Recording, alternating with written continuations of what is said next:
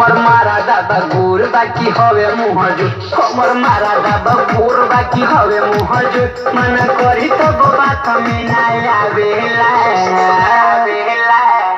हो भातारी न छनिया मोर बोलो मुआ न छनिया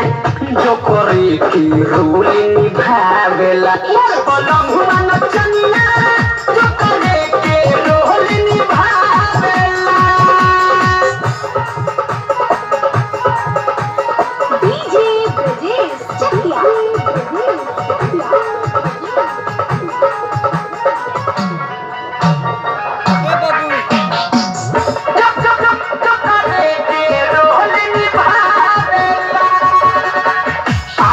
रोजा साटा करे रोज रतिया में सखी ना रहे घरे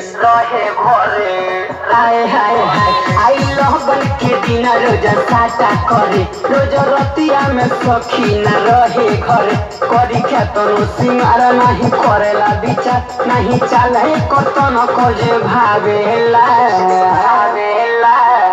हो भतारी न छनिया मोर भतारी न छनिया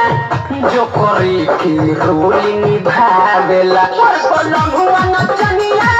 जो करे के रोल निभावेला मोर बोलमुआ न छनिया जो करे के रोल निभावेला जो करे के रोल निभावेला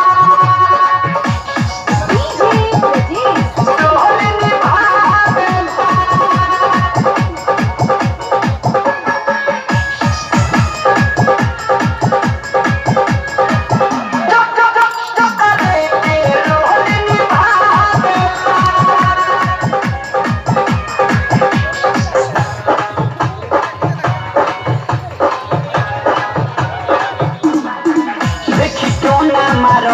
पति पटीदार हमरा भगिया में मिल गया ऐसन भातार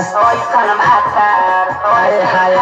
देखी टोना मारता पति पटीदार हमरा भगिया में मिल गइले ऐसन भातार रोज करता वे मोना नहीं रहता वे मन प्यार करे नहीं खाली भूलिया वेला